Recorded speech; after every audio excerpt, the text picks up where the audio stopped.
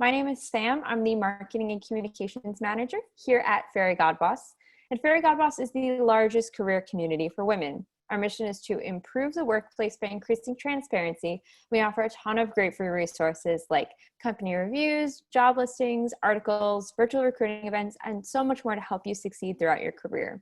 We will be taking questions at the end of today's webinar. You'll find that Q&A at the bottom of your screen. I see a few of you have already found it. Feel free to leave questions as yourself or anonymously. And like I said, we will get to as many as possible at the end. Also, we are recording today's webinar and we'll be sending it out in a follow-up email later today. So if you miss anything or you have to rewatch it back, you will have the chance to do so. Don't worry about it. Here with me today are Mimi and Jackie. Mimi is a coach, podcast host, and co-founder of The Resting Mind. She's a certified life coach trained at IPEC and is certified in using energy leadership. And Jackie is also a coach, podcast host, and the other co-founder of The Resting Mind. She's a certified life coach and trained at the Goal Imagery Institute, specializing in neuroscience and positive psychology. Prior to becoming a coach, she was an associate publisher at Ad Age, where she was responsible for building new businesses, driving revenue, and leading a diverse team. Thank you both so much for being here today, and I'll turn it right over to you. Thank you. Thank you so much, Sam. Thank you, everyone here at Fairygodboss, Sam and Mary, for having us. And thanks to all of you for giving us the next hour of your time as we walk through what your next steps are for your career crossroads. So if you haven't already, please download the guide that Sam put in the chat. We will be using that throughout the next hour because you're going to leave this webinar actually having taken some critical steps to get to that next step where you want to go. So let's get started. You are in the right place if you're feeling that you are at a career crossroads. We are going to go through the material. You're going to take action. And then at the end, we're going to leave time so that we can answer questions and also do some coaching so that nobody feels stuck at the end. So I am Mimi Bishop. And I'm Jackie Gadeen. And in our past lives, we were both New York City media executives. And like Sam said, today we are coaches and co-founders of The Resting Mind and the podcast, Make Your Life Magnificent. So we launched The Resting Mind because, ladies, there was nothing for us. Our generation was really lost and forgotten, and we were frustrated being coaches and actually experiencing a lot of things and feeling like we had nowhere to go. So we launched The Resting Mind for Gen X women by Gen X women. So our business actually covers content and community on lots of things. I know you're here today with us around career, but we also cover things on life and finances, happiness, and anxiety. Yeah, all of those things that we're feeling, especially now, especially as Gen X women. So everything we do really leverages my expertise in neuroscience. She's a science geek. I am. Disclaimer. You'll hear a little bit more about that as we go along. And Mimi has a background in energy leadership. So she's all about being in the right frame of mind in order to process and move forward. The reason why we bring this to your attention is because we recognize that there is a huge difference between your conscious goals, so what you say you want to achieve, ladies, and your subconscious settings. Those are the beliefs, the patterns, and the habits that are keeping you stuck or in opposition. And what we do at The Resting Mind is we bridge that gap so that they can be more in alignment so you can achieve every goal that you want to achieve. Because 95% of our day, ladies, is run by the subconscious mind. So we need to make sure that we're optimizing that subconscious mind so you can succeed. Yeah. So let's face it, by now, all of us have Zoom fatigue. So we decided that we didn't want to do slides, but what we wanted to do was invite you into Jackie's living room. Dogs, husbands, kids, and all the humans in the house. So that we can have a really relaxed conversation about where you're at your career crossroads and to help you take those next steps. So before we get started, we wanted to do a quick poll to get a sense of where all of you are coming from at this point. So Sam, if you could just launch that poll for us and give everyone a few minutes to weigh in and tell us where they're at. Great, thank you. Oh, it says host and panelist. No, Oh. right. Okay. Okay, as long as we can't vote. As long as everyone else can I'll vote. tell you that I was thinking that my next 15 years at my job was going to be quite frustrating. So that's where I was when I was doing my career crossroads.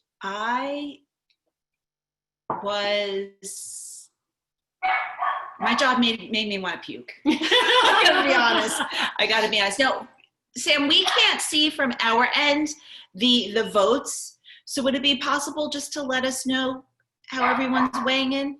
Yeah, I think we're up to 85%, so I'll share the results now. Okay, great. Wow. You thought you'd be further along. Okay, so that's the winner at 36%. So 36% said you thought you'd be further along. Many of you feel burnt out. I can relate to that. I felt burnt out too, laid off. That eventually happened to me. Trying to get back into the game. All right, and your job makes you want to puke. Okay, I have been there too. So we know that you guys are here because of your career crossroads. So one of those things are bothering you. And we understand exactly how you feel. We know it. We were you. And we want you to see that we got to the other side. So prior to becoming a coach, I was the associate publisher of Ad Age, as Sam had said. And I had this vision of being a publisher. I had launched this career path and I was on track to become publisher. And because I had that in my sights, I didn't care about the long hours, the long commute, or the late nights and the travel. It was all part of my plan. And then something happened. I started waking up and feeling like this wasn't feeling as good. I wasn't so excited about this and all of these things. And then I realized very quickly that the goalpost that I wanted wasn't what I wanted to do anymore. All of a sudden, it was like, how do I do this? How do I get to the other side of this? So if many of you are feeling this way, we understand. If you were on this path and you're in this mid-career, maybe you're all of a sudden saying to yourself, this doesn't feel right for me. And we're going to help you figure that out. So my story is a little bit different. I was vice president of marketing at a division of News Corporation. I was there about 20 years. And I had a family tragedy that really was a huge wake-up call for me. And when I got through the other side of that, I realized I didn't want to be in corporate anymore. I didn't want to be continuing up the ranks. I felt burnt out. And so the problem in all of this, though, was I had gotten clear on what I wanted next, but where I was and where I wanted to go, there was a huge gap. And I could not figure out for the life of me how to narrow that gap to make it happen. So why are we sharing all this with you? Because we understand what it's like to be at a career crossroads, and we know that it can feel frustrating and scary and really overwhelming. And we want to show you that we are proof that you can get to the other side. Now, we have a big Facebook group. It's called Just Gen X, The Resting Mind. And if you're not already in the group, we really encourage you to join us over there. We talk about all sorts of different topics. One topic that we talk about a lot and we coach women on is career. And something we hear over and over again are that people either feel stuck, they're not sure what's next, or they're just completely burnt out. Jackie, do you think anything else? No, I think those are a bit, or just figuring out, like, how do I finally get the promotion I've been fighting for? How do I get seen? How do I stop blending in when I've been this workhorse and not getting acknowledged for it? I think that was a big thing. Can you guys relate to that? Like, you're just not sure what's next, how to get to take the next step, all of that kind of thing. So this is what we talk about. So you may be very clear on what your goal is, and you may be able to set your sights on that, or you may not have any idea or any sense of what you want next. And that's okay. We've got you covered. And just bear with us because we're going to talk to you about our framework on how you can get to the next steps. But I wanted to talk to you a little bit about the exercises we're going to put you through to help get you really clear and confident on what those next steps are. And that is our 8% rule framework. Now, what this framework does, it leverages our expertise in brain science and energy leadership to close the gap. And our clients get successful results using this tool over and over again when they are going after huge, big, lofty goals, just trying to make some significant shifts in the way they think about things, or even just to get things done. So poll time again. we want to just get a check-in to see how many of you are clear on your next step or how many of you aren't clear. Again, no right or wrong answer, but just we're going to let you take a couple of minutes to vote yes or no. Unclear. Okay. Kirsten, you're in the right place.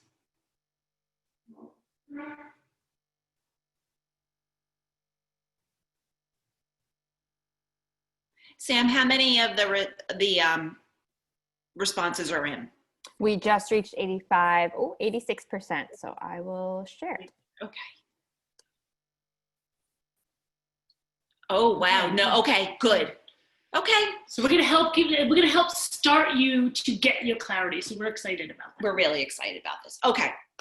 So for those of you who have downloaded the guide, please turn to page 3. And I did see a comment come up before that said, will the guide be available after the workshop? And yes, it will be. It'll be sent out. So for those of you who have your guide open, please turn to page 3. And for those of you who are clear on your goal, we want you to write that down in as much specific detail as possible. Try to really visualize what you're looking for and just add in all of those rich details. Now, for those of you, and I think it was almost 70% who said, no, I'm not sure what my next goal is, guess what? That's your goal. So we want you to write down, my goal is to figure out what my next steps are, and then try to get as detailed as you can. Next steps in my career, next steps for my next level, next steps to deal with my burnout. Anything that you can, as specific as you can, will be helpful. We'll give you a few minutes to do that. Yeah.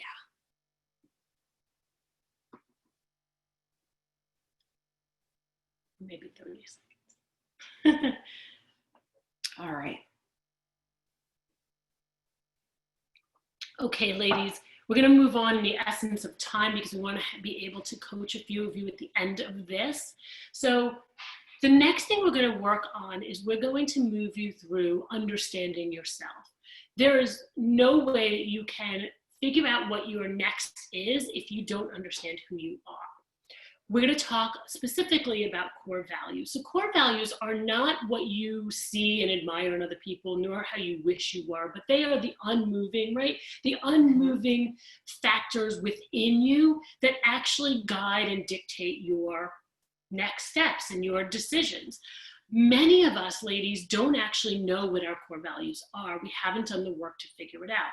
But when you can identify your core values and understand them, they can become that North Star and your guidepost to whatever you want. You put it up there and you follow it. But the other reason why you want to identify it is because often we don't know that it's in opposition of kind of the conscious goals that we've decided. We want to do this, but yet our core values are not aligning with that. So let me explain a little bit more or an example. If you are an extrovert, so many of you ladies out here might be extroverts, so you're an extrovert, that's your core value. But your goal is, I want to work remotely permanently because I want more work-life balance. Well, you're going to get to that new job, and it may be in the industry you love, it may be using all of the skills that you like, but you may start feeling like something's not working for you. You're not as satisfied at work. You're finding yourself feeling depleted. And it's not unless you recognize that your core value is extroversion and you're really an independent contributor 85% of your work week, that there is a gap there. So that core value and understanding those allows you to align your conscious choices with that core value. Or if you really want to work from home, figure out how you can feed that core value in different ways. So it's really important that we look at those different things and have clarity on what's next for us so that we are aligning our conscious goals with how we are wired. And so there's no friction or fighting between those. It really makes a big difference. And frankly, we never really thought about things this way, but we realized when we're working with more and more clients, these were the obstacles that were coming up. We're going to talk about obstacles in a couple of minutes. But once we uncovered the importance of values, these core values, it was like a light bulb went off for us, right? Yes. And a lot of times you will note as we go through this exercise that you may not even recognize your deepest core values until things start butting up against for you. Yeah. So this is just the first step in kind of figuring that out. So we're going to ask you to turn to page 4 in your guide and circle 5 core values that relate to you. Now, the core value may not be listed. We tried to get most of them, but if something is a core value for you, it's not listed, just write it in. There is nothing right or wrong here at all. And the other thing to remember is that these core values are values that are, think of them as the things that make you tick, right? So it's what just makes you kind of go on your day to day. This is not something that you admire in someone else or that you wish that you had, right? Sometimes we say, oh, I wish I was more organized, but if you're not naturally organized, it's not a core value. And dig deep. So don't, everyone's kindness and compassionate, yes, we get that. We hope everyone on this webinar is. We want you to dig deep to the core values that make you tick. So mine are efficiency and progress. And what does that mean? It means she drives me nuts. Because I'm not that patient. So I know, and I had to dig into why I was getting angst when anything was slowing me down. It's because efficiency and progress are really important to me. Now, interesting, mine is beauty, which kind of extends to the way my visual appearance is in everything that I do. So as an example, I will very often get hung up on the way our website looks, and Jackie will say, it's not as important as you think, let's push forward. So you can see how my core value of having something look just aesthetically so could be in opposition of Jackie's, which is efficiency, right? And so we apologize if you hear dogs and landscapers, because this is the new life. This is real life. This is real life. All right, so the next step after we figure out what our core values is to plan for obstacles. Before we do that though, we want to show a story. We want to share a story about one of our clients named Sally and how we uncovered how her core value was in direct opposition of her goal and how this was creating a disconnect. Jackie. Oh, so I'm going to talk a little bit about Sally today. Sally came to us because she said, I don't want to keep doing what I do. I think I want to do something entrepreneurial, or I want to be part of a startup. I want to build something. So she came to us and hired us to do that. And so as we're digging through with her, she's like fighting against all of this stuff. And I'm saying to her, okay, well, let's dig into why this is feeling. She had been at her job at a big pharmaceutical company for 22 years. So we meet, we dig in, she'd be like, this sounds like a really good idea. I'd give her homework, she'd run off. The next week she'd come back and be like, I don't know if I want to do that. And so she'd retract and retreat every week. So we had to really dig in. And guess what we found out, ladies? We found out that security was her core value. So think about that. No wonder why she didn't want to step off her 22-year career in a big pharmaceutical company, because security was important to her. The idea of going and becoming an entrepreneur or joining a startup, those really were in opposition of her core values. So we really had to work with her to uncover, okay, what does security look like? How do we create security in any of these new opportunities? And how do we relinquish this idea that you're secure being in a job for 22 years? Because let's face it, ladies, with layoffs, you're not. So you have to really look at it differently. So we really work to uncover all of those. And so what we want to share with you and want you to think about is, when you plan for obstacles or when you find obstacles, it's really important for our brains to be able to wrap themselves around them. So if you can identify them ahead of time, you're going to be even better, well suited for your brain to say, okay, all right, I can handle this, even if you don't know the answers, right? That's right. If you don't have the answers, it doesn't matter. It's just being prepared for them. So next we're going to talk a little bit about that, but I want to keep a couple things in mind for you. One is there are two kinds of obstacles. One is internal obstacles, the ones like a core value, imposter syndrome. That's a big one. It's a huge, over and over. It's a huge one. Maybe lack of confidence. Lack of confidence. Maybe it's just negative self-talk or beliefs about yourself. And then there's external. So it could be a bad boss, it could be budget cuts, it could be an industry. I was in publishing, it could be an industry that's collapsing. So there are internal and external. So we want you to be aware of both of those as we move forward and talk a little bit about obstacles. And one thing that I do want to say is sometimes we think that an obstacle is external and they really are internal. Great point.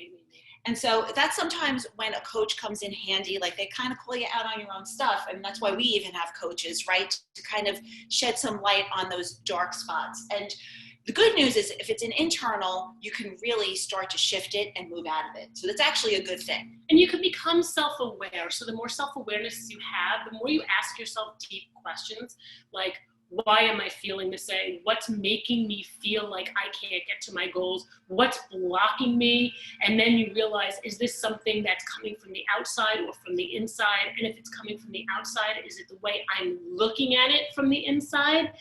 Again, there are lots of layers. So just really getting clear on how you're looking and perceiving different things. So we're going to spend the next couple of minutes talking about obstacles and have you start to think about them. If you go to step 3 in your guide, which is on page 5, we're going to ask you to list 3 potential obstacles. Remember, they can be internal or external, and jot them down. Now, the reason why we have you identify obstacles is because the difference it allows you to plan, right? So obstacles are always going to pop up. We have no control over that. But if we plan for them, it will be the difference between being able to jump over them like hurdles or just using them as a block and then you never get to move forward. And your excuse, you know, we when we have big lofty goals, lady, anytime that we come up against something that's an obstacle, it can really make us step away from wanting to achieve our goal. And that's the last thing that we want to happen. So we want to give you every way possible to get to your ultimate goal. All right. So we've talked about your goal, we've talked about your values, and we've talked about potential obstacles. Now, I'm really excited. You know why? Oh, it's the framework. It's the framework time. So now we're going to start talking about really putting that 8% rule framework into practice. So before we really dive into all of the steps here, I want to tell you a little bit why, what is this 8% that you've been hearing us talk about? Well, believe it or not, 92% of people make a goal, they set a goal, and they don't reach it. Right? 92%. 92%. We don't want you to be at 92%. No way. And so what we've decided in working with our clients is that when we break things out into little pieces of, you guessed it, 8%, we're able to start moving people little by little by little to reach their goal. And the result is more and more people reaching what we call the 8% club, which are the people that set a goal and actually achieve it. It's really exciting. And it's also backed by science. Science nerd. I'm going to give you a hat. I'm going to give you like a crown. I don't want a crown. I'm not a crown girl. You can get me a science geek hat. But our brains have a difficult time really wrapping the belief system around a lofty goal. I'm going to put this in terms that we as Gen X women probably have all dealt with and understand, and it's easy because it's numbers, but a weight loss goal. So if you went to someone or you went to yourself, you said, I'm going to lose 22 pounds, and that's my conscious goal, and you put it out there in the world, your subconscious may turn around and be like, 22 pounds? Are you kidding me? I haven't been that weight in 10 years. My hormones are raging. No matter what I do, I can't get it off. There's all of these beliefs that come up, ladies. So we want to recognize that if you say the 22 pounds, you're going to self-sabotage yourself. We want to tell you that that's not the way to go about it. So what you want to do is you want to break it into 8%. So you take that 22 pounds and you say, 2 pounds, I'm going to lose 2 pounds. That's something your brain can get behind. Absolutely, right? Yeah. Any one of you guys listening can lose 2 pounds. I guarantee it, right? You definitely can. And then every choice you make, a decision you make will be based on 2 pounds, not 22 pounds. So you go to a party, and Mimi's birthday, we're like, we're gonna have some cake, and I've got to lose. Is it chocolate? It's always chocolate for you. And I've got to lose 22 pounds. When I see that big goal, I'm gonna be like, I'm just gonna eat the cake because I'm never getting to that 22 pounds. It's so far off. But if it's 2 pounds, that one piece of cake can make or break the difference between those 2 pounds. So we want to, again, align and close the gap between what you want consciously and then your subconscious settings. And that's how we do that, by just choosing smaller 8% goals. The other thing that I love, when you hit a goal, any goal, the neurotransmitter dopamine, that's your party one, right? Your party neurotransmitter, it's like, yeah, I'm happy. And it floods through your body, good. Right? Feels really good. That's dopamine. And that goes through your body when you hit your goal. And when that happens, your brain goes, I want more. how else can I get that? So it actually propels you and motivates you to keep going to achieve your next goals. Here's another sneaky thing about our brains also, is that we are wired to always pick up the negative, right? And we are also always looking for, so we will look for the negative and, oops. Sorry. Okay, that's okay. We had a little slip on the computer. We had a little slip, that's all right. So it's looking for evidence, right? So we're always looking for evidence. And what we don't want to do is pick up on that negative evidence, but what we do want to do is pick up on that positive evidence. And so these 8% wins when this dopamine is, kind of going through us, is evidence that this works. So I recently I'm on a weight loss journey this year, and I've lost 15 pounds. And like Jackie said, every 2 pounds, now I know I can do it. I'm 15 pounds down. Even when I slipped up a couple of weeks ago, I was like, all right, just got to get back on that. Right, and you didn't look at the next 15 pounds. You looked at it in 2 pound increments, which was achievable. I knew because I have gotten to this point that I can continue moving forward, even though I hit an obstacle, right? Yes. So it's just a great example of how we look for evidence to keep ourselves moving forward. So keep that in mind. Yeah, so when you're in these mid-career obstacles and you're really struggling, ladies, with, I don't know how I'm going to get there, I can't adjust, you just need to figure out where do you want to go, and then break it down, and take these little steps to get there.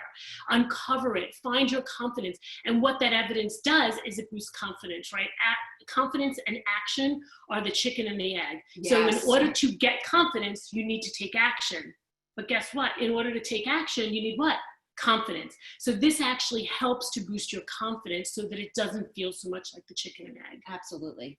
Can you talk about Molly? Yeah. Because Molly's a great story, a great example. I love Molly. So she's one of our favorite clients, and she came to us because she wanted to make a big change. She wants to be an entrepreneur, and she's brilliant, and she has so much to give and so much of an impact to make. And every time we tried to make a step, her mindset stuff would go, and it would just freeze her. It was an obstacle. So we had to dig in a little bit, and we realized that her values were out of alignment with the goal.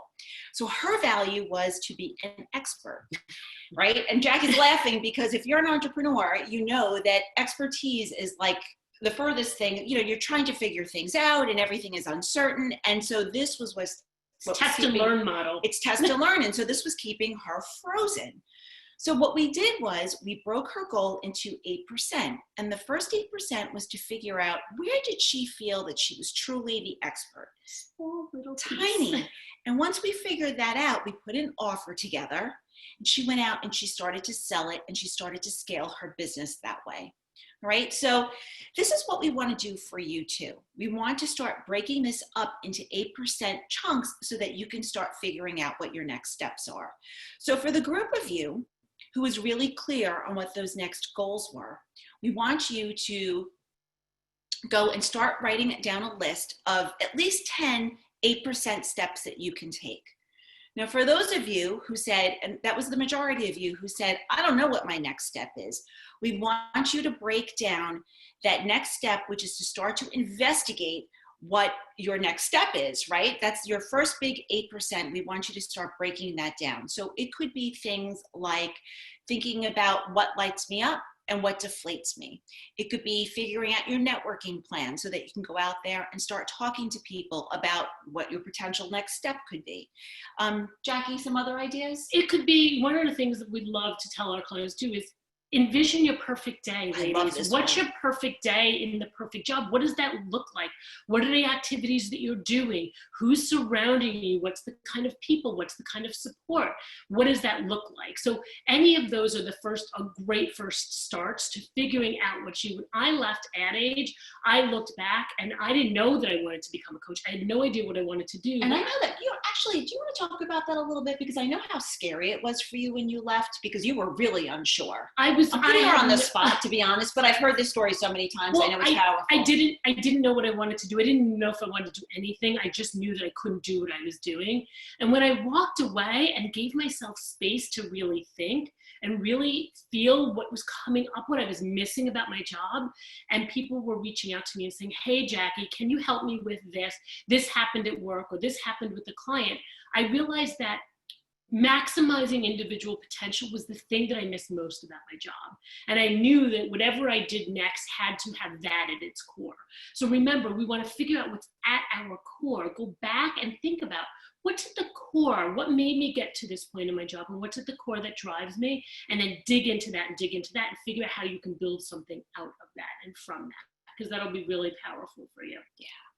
All right. So now you've written down your first couple of steps. We're going to ask you to write at least 3. Ideally, we want you to get to 10, even more, because there might be 100 steps. But we want you to start today with your first 3. Okay? Now we're going to really dive into that 8% framework. So turn to page 6 and take your number 1 step, your first action, and you got it. You're going to put it on page 6 under step 5. Okay? Give you a minute or 2 to write that down. Now, the plan is for the next couple of steps, every 8% you're going to put through the next paces that we're going to tell you about. So it's a lot of work. So you might look at this and be like, for every step, I got to go through all of these steps? Yes, because again, these steps are the things that are going to retrain your brain to get you to achieve over and over and over again. And they really build upon one another. And frankly, it gets a lot easier because what you're doing is you're, for number 1, shifting your energy levels. Got to get that in there. And number 2, you are literally rewiring your brain. So it will become more efficient. Jackie's core value. It is my core value. Amy, can you talk a little bit about energy and how it really fits in here as you're kind of going into what you want to do? Absolutely. So, the clearest way to talk about energy, first of all, we all have energy. Now, some of us may think this is a very woo-woo out there concept, but it's really a matter of physics. And what I like to talk about is it's kind of the equivalent of like when you plug something in a socket. There's electricity going through. You can't see it, but it's there. And the same thing with our personal energy. But the way to really tap into what your energy is doing is to think about the way you're feeling and your emotions. So if you're feeling really draggy or sad or procrastinating, that kind of thing, you're probably at a very low energy level. And if you're feeling excited about doing something or motivated, you're at a higher energy level. Now, I want to put out there that all of us as human beings have the range of energy levels. So if you're having a day or days where you're feeling low, that's okay, you're human. So we're going to talk a little bit about how you can shift these energy levels, but I just wanted to give you a basic understanding. Here's the thing though, when we take action from a low energy level, typically our results are not as great as our results as if we had taken them from a higher energy level. This is what I mean. You have to put your resume together and you are dragging. You hate doing it. You're thinking every reason, why do I have to do this? Your insides are kicking and screaming. You finally sit down, you put something together and you start to send your resume out and nothing. Or you get a couple of interviews, but they're not a fit at all. Versus if you have put your resume together and when you sat down to do it, you felt excited or hopeful or, curious. That's my word of the year. Curious, like what could be next? That's going to give you very different results when you start to put your resume out there. So it's really important and it's really powerful. Now, one other thing I do want to mention is sometimes at this point, and I'm going to use the resume as an example, you may sit down and say, okay, my first 8% is to update my resume. Fantastic. I sit down, I'm feeling good, I'm curious, I'm excited, I can't wait to do this. Or maybe I'm exaggerating, but still you're feeling good about the possibility and you still feel very overwhelmed. Well, it's possible that this first 8% is it needs to be broken down into smaller 8%, like sub 8%. So that's why we've given you some space in that section of the guide so you can write down some sub 8%. So here's an example again with the resume. Maybe you sit down, you've got to do your resume, but maybe for this first session you spend an hour working on your about section or something like that, right? So you can see how we've broken it into just smaller goals. So all of this is to say, if you're feeling stuck by a particular step, take a step back and see if you can break it out into smaller goals. It's all about chunking things down. Right. And we want to make sure that you go at everything with a good energy and a good, because when you look for a job from an energy of fear or scarcity, then you're never making the right decision, because your brain is actually not seeing the big picture, but it's tunneling down and only seeing getting a job, not getting the right job, not getting a job that's going to help you, not getting a job that uses your skill set. So again, we want to open yourself up to that energy, even when it's frightening and it's scary. And believe me, we've been there and we are on the other side of that. So it takes work and diligence, but you can get there too, we promise. Without a doubt. And I got to tell you, there were times where I was like, I was just like, I don't know how I'm going to get to the other side, but I did. Yeah, there were times we almost took our whole business down. That's another story, but for another day, we'll tell you about that in a wine chat. Or we'll do a wine chat. Anyway. Yeah, exactly. So the next thing we want to talk about is we're going to move on in the framework because in the essence of time. But the next thing we want to do is we want to go to step 6, ladies, and this is all about putting in the time to take the action. So right now, we want you to commit to a time every single day that you can commit to taking and putting, moving towards this action. One of the things I say all the time as being a Gen X lady, and raise your hand and say me if this is you. I feel like my time is never my own. My time is in response to something else or someone else. So I am always in this reactionary state. My clients, my partner, my family, the laundry, right? 100% I'm seeing from Kelly. Like, this is so true. So in order for us to be successful and to make progress, we need to hold our needs accountable, or hold ourselves accountable. So put it on your calendar every single day and don't move it like you wouldn't move meeting with your boss, and try to do it earlier in the day, because decision fatigue kicks in and it can be really difficult to turn the corner on. Yeah. I want to interject one thing quickly. When I was working my full-time job, I knew I wanted to become an entrepreneur. And so what I did was I had this big job and I had to carve the time to figure out how I could do my side hustle. That meant for me, I had to get up at 4 a.m. For years I did this. Now, I'm a morning person, so that worked for me. So number one, I knew what time worked for me. I consistently scheduled it into my calendar, and I only had like half an hour a day to work on it. So why I'm telling you this is because if you're consistent, it doesn't matter how large or small chunk of time you have, you can still get to where you want to go as long as you just do it consistently. So next step 7 is collecting evidence. So we talked about this earlier, right? When we are afraid of something, confidence comes from doing and taking action. So as you are moving on that little action, write it down, right? Every piece of evidence that supports that you can get to that, write it down. It embeds in your subconscious mind. And then what it does is it turns around and it says to you, okay, you can do this, so that your subconscious isn't blocking you along the way. Yeah, and we talked about evidence before. Yes. All right, and then the final step is, and I love this one, is... It's not final. Oh, that's right. I forgot about that. I almost took the wind out of your sails because you've got the final step. And I love this final. Well, you really do, but anyway. Yeah. Anyway, so where can I improve, right? So we want for you to always... give yourself constructive feedback, right? And make note of where you can improve. I love to collect data, especially when I'm doing something new. And I like to chart what's worked, what hasn't worked, and what I can do differently. So this way, the stuff that's worked, I do more of. The stuff that didn't work, I could just take off the list. And I can tweak where I need to. It makes a big difference. And ladies, when you do that, there is no failure. Anytime you do something new, you're not going to get it right all the time. It's called pivoting. It's called changing. It's called rethinking. So use it as like, okay, what can I get from there? Yeah. And the last one is, well, visual cues is step number 9. Yeah. So this is really important because a lot of the actions that you take may actually be inaction. So what do I mean by that is maybe your action, maybe one of your steps is to not react to your toxic coworker.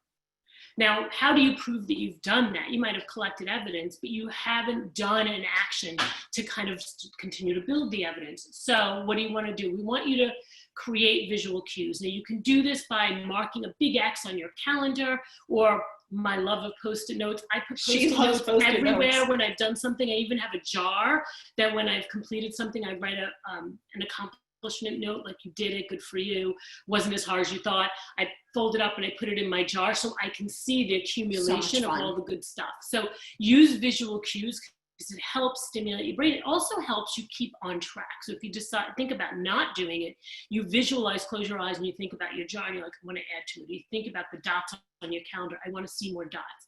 And it helps kind of keep you in line. Yeah, it really helps build that momentum. All right, when you've done with the sheet of your 8% that we just had you fill out, celebrate. Celebrate. Why? Because as humans, we are wired to always look for the negative stuff, right? That comes automatically. But the positive things we need to work a little bit harder towards embedding in our brains. So when you take a moment to celebrate your accomplishment, and how often do we achieve something and then we kind of brush it off and wait to the next, right? We're supposed to do. We're Gen X women. I was just going to say that. To-do list. To-do list, and like we're like, right, next. No, we want you to pause and we want you to celebrate. Maybe it's having a cup of tea. Jackie and I love our cinnamon tea that we've been sipping. Maybe it's treating yourself to a massage or something, a piece of chocolate. That's my personal favorite. The point is you've got to celebrate. And why? Because this will change the neural pathways in your brain, making this entire process easier and easier and easier. And ladies, when you're working on something, 70% of you have no idea what you want to do next, and you uncover that you have a love for helping people like I did, maybe that's what it is. When you uncover that, you should be like, oh my God, this is amazing. I'm going to celebrate this, because that's a big movement. It may not feel like a huge movement, but everything, when you're in the discovery phase of what you want to do next in your career, every discovery is huge. Yeah. Because it is all understanding what you want to do. So make sure that you really acknowledge those to help you move forward. And come over to our Facebook group and join us, and we will help you celebrate your 8%. That's what that community is all about. All right, so you have learned our 8% rule framework. In a couple of minutes, we're going to open this up so that we can answer your questions and do some coaching.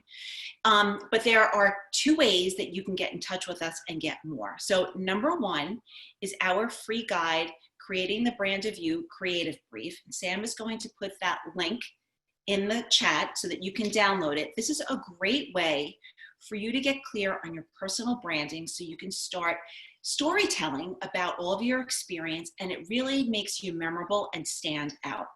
The second thing is, if you have listened to this presentation today and you're thinking, you know what, this is just the tip of the transformation that I need to make, and we understand, we have something just for you. We have our Make Your Move Mastermind, which is coming up. It is a 6-week group program where we will be doing coaching on really important topics like confidence, personal development, difficult conversations, and a couple of others that we're actually developing with the people that we've already signed up to do difficult this. Conversations. Self-promotion is another topic that's really important. So we'll be doing coaching on these topics every week. At the end of the 6-week program, you're going to be a more powerful and potent version of yourself. It's a great entryway into coaching. It's really affordable. You have direct access to both Jackie and I, plus a built-in network of your peers, which is really exciting. So it is 6 weeks.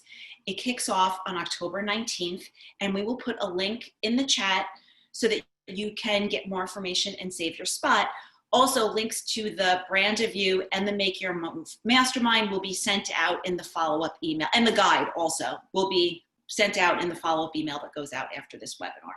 Yes, we're really excited. So we want to open it up now to some, well, we can't really do live coaching because it doesn't process that way. We tried with Sam, but we can open it up to answering questions. And if there's anything specific that you want, that we can help coach you on. Hi, Sam, nice to have you back. Awesome. Well, thank you both so much. That was really awesome. Some great comments throughout in the chat. And we already did have a lot of questions come through. So let's start there. And like they said, it's kind of hard to do coaching right now. However, if you're game and you want to be coached, we can make it work in the chat. You can't be anonymous, so that's part of this. But just let me know if you're open to that, and we can work that out. But let's start with some questions because we had a lot come through.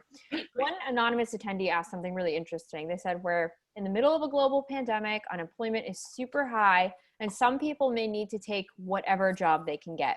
How do you recommend achieving your goals while in such a job? And those goals can be looking for that dream job, which might not be possible right now due to financial issues. Yeah, I love this question. I'm going to answer it Yeah. because I remember feeling very much this way when I was in my corporate job and I knew I wanted to leave to become an entrepreneur. And I knew that, like I said, that gap was so wide. I didn't know how quickly I'd be able to do it.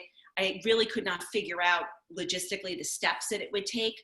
And so the first 8% that I took was to decide to show up where I was in the best energy possible. So believe me, I did not want to be at that corporate job anymore, but I decided that I was going to do my best and show up in the best energy that I could and learn skills that I could to get to that end goal. And I did that for a while, but the fascinating thing is what happens is the next door will open for you, and then the next door will open for you. So I understand that we're in really unprecedented times right now, and bills are a real thing, right? And having to pay the mortgage or put food on the table is no joke. So what I would recommend is take that job, do it to the best of your ability, make it your job to show up in the best energy as possible, and start taking the next steps from there. And using those skills and making sure you're acquiring whatever skills you're acquiring, you're figuring out how you could apply it to that dream job. Yeah. And a lot of self-care in there too, right? Because it's tough. We're in tough times right now. So make that a priority as well. Awesome. Interesting question here from Nancy. She says, imposter syndrome is a huge barrier for me, and it's paired with my family not being supportive, and that's really tough. But unfortunately, I think a lot of us deal with that. What's the best way to overcome or to begin overcoming my imposter syndrome and block out the barbs thrown at me by my family?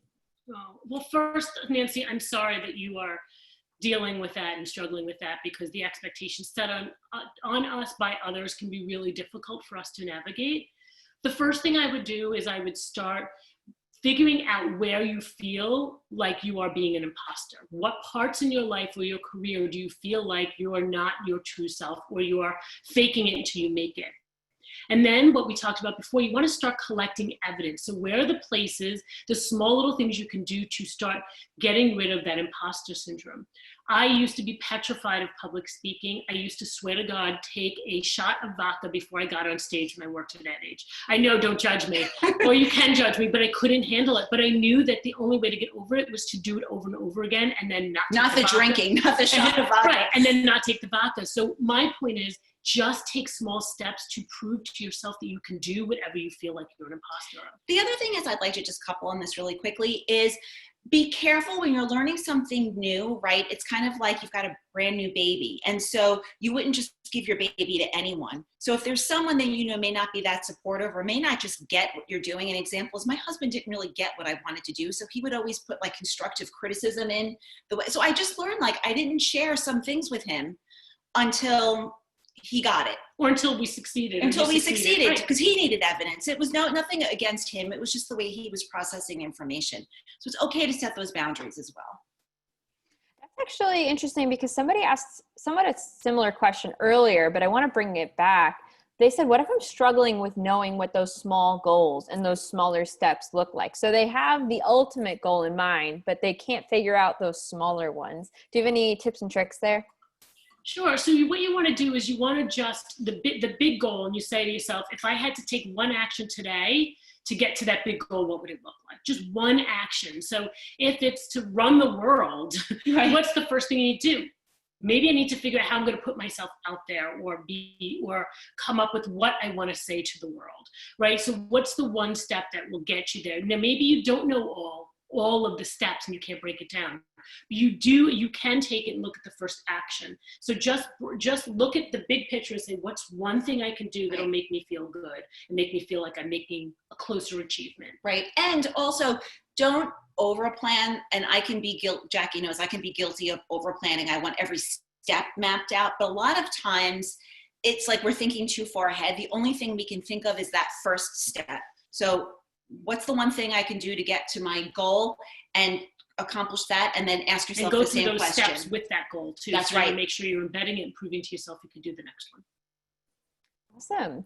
This is a little bit of a coaching thing, but it came through anonymously, so we'll just have to do the best with it. But this anonymous attendee said, I've been out of work since 2019. I'm 49 now, and the career path I thought I wanted, which is advertising agency to client-side marketing, isn't feeling authentic. My gut's telling me it's not the right path, but I'm struggling with identifying what does work better for me. I've outlined my values, my interests, my strengths, but I'm having trouble connecting those dots to find a good way forward. So do you have any advice? Yeah. So first, I want to say congratulations for listening to your instinct that's telling you that it's time to go into the next, to try something new. This is where you can really have fun. I know it can feel scary not knowing what the next thing is, but really start to challenge yourself to explore and see what lights you up and what doesn't, and be curious to it. Right? So yeah, and then start asking people who you admire that are doing things that are interesting to you, how they're doing in their career. What are they doing? Is that something you're interested in? Look around at those that are in your circle and beyond to figure out what they're doing, what their jobs are, and is that something that would be interesting to you. I also recommend that clients start looking on LinkedIn with their skill sets so that they can start almost backing into what other opportunities there besides the one industry that they've played in for a long time. And if something comes up that's direct opposite, and I'm making this up, but say you said you've been in advertising and all of a sudden you feel like you want to go into nursing, like investigate that, see where you can branch and be curious about where that's coming up. Maybe you're feeling the need to be very nurturing, right? So then how could you reverse engineer that into something where you have some current skills? Awesome. Apologies for that disruption before. My puppy woke up from her nap and is having a time. Too, yeah. This one's really interesting too. Another anonymous attendee here, but they said, my challenge is an underperforming work partner. We're a team of 4. We have 3 different bosses, but one individual is largely unavailable and is significantly slacking at work right now. I've realized recently that this is more of a management issue than an individual issue, since her boss doesn't address any of these issues. And our leadership team is unwilling to address this as well. So how can I avoid channeling my frustration and remain productive in my own role while also not having to take on so much of her own work? This is so common. The toxic environment or people or coworkers is so common. Here's the thing you're not going to want to hear, Anonymous, is that there's nothing you can do to change your coworker. It sucks. I know. Oh, but no I have matter been there. what you It's do, so you frustrating. can't control them. We have no agency on the behavior of somebody else. So the only thing we can do is we can respond differently to the behavior. So the first thing you need to do is say to yourself, well, so John is not doing, of course it's a man, I'm cheating. John is not doing what he is supposed to be doing. So I can get frustrated, or I can say to myself, that's up to John to not perform to his highest ability. And if something falls on me, I'm going to say, these are my boundaries, these are my priorities, and if my boss wants me to take that on, what am I rolling off? So being confident in knowing what you're supposed to do and prioritizing your own job, and then being able to communicate that back to a boss to say, that's great if you want me to take that on. However, that means this will have to come off, or this will have to come off. I just want to get your nod that you're okay with this. So it's about being direct, and also just realizing that we have no ability to change anybody. And as frustrating as it is, just, there's almost an energy that you can feel of like, wow, he's just never going to get ahead, or wow, that's just how he lives his life is subpar. That must feel so empty. And come at it from a feeling of that poor thing as opposed to how it's impacting you. Yeah, I also like what Liesl said here in the chat. Approach it with empathy. Maybe there's something going on with your coworker. Especially if you've identified it's an issue more with your management than the coworker, just having that framework in mind will kind of help you deal with your own emotions. I do want to acknowledge it's frustrating being on the receiving end. It's not an easy thing to deal with. So I feel for you. This is interesting. It's kind of related to imposter syndrome, but a little bit different. This anonymous attendee asked for recommendations on getting past the fear of failing. I've tried setting goals, gathering evidence, making decisions, only to find out that my decisions have led to another failure. So how do you come back from that and rebuild your confidence? This isn't just imposter syndrome. This is actual experiences and now rebuilding yourself after them. Yeah, this is a great question. I'm going to turn it on its ear a little bit. And it's hard to kind of consider this, but it's a powerful frame of reference to realize that nothing is a mistake. So you may think, oh, I made a poor choice, you know, and you look back, but you have to embrace the fact that you've made the choice. It may not have worked the way you expected it to, but there's always learnings, right? We talked about when we spend that time in the worksheet to see what worked and what didn't. This is a great time for you to gather some learnings and data and evidence and see what were some of the positive things and what you would change. But really looking at it from the perspective that I can't make a mistake, I can learn from some things. So you want to use this as a learning. I have learned a lot. I could tell you I've landed not the way I wanted to, but it has always honestly made me so much stronger and so much better to get closer to what I really wanted to get. I just want to add one quick thing. The other thing too is when you go to make that decision, think about, are you making snap decisions? Are you making decisions based in evidence? Are you really laying things out and seeing how they might play out? You may be going with your gut too much, or you may be making decisions based on that fear, which is leading you to make the wrong decision over and over again. So backing up even to figure out where that decision is coming from, what you're thinking when you're making that decision and how you're making that decision will also help. Yeah, and just one quick thing, and this is from an energy perspective, is when you're making those decisions, consider where your energy level is. So if you're feeling anxious and then you make a decision, again, the results may not be that great versus maybe you're curious or excited or calm, right? And you make a decision, the results will be better. Yeah, for sure. Leslie had a question here about your group coaching. How does that work and what can we expect as an outcome? Great question. So how it works is it's 6 weeks. And on Monday, you will get a video from us about a different topic every single week with a bunch of worksheets and some things to work on. Real tactical things to work through. So confidence will be one, and we'll kind of break it apart for you. Branding. Give you some time to think about how to up level and practice some confidence tools. And then we meet every Thursday of that week to coach together as a group.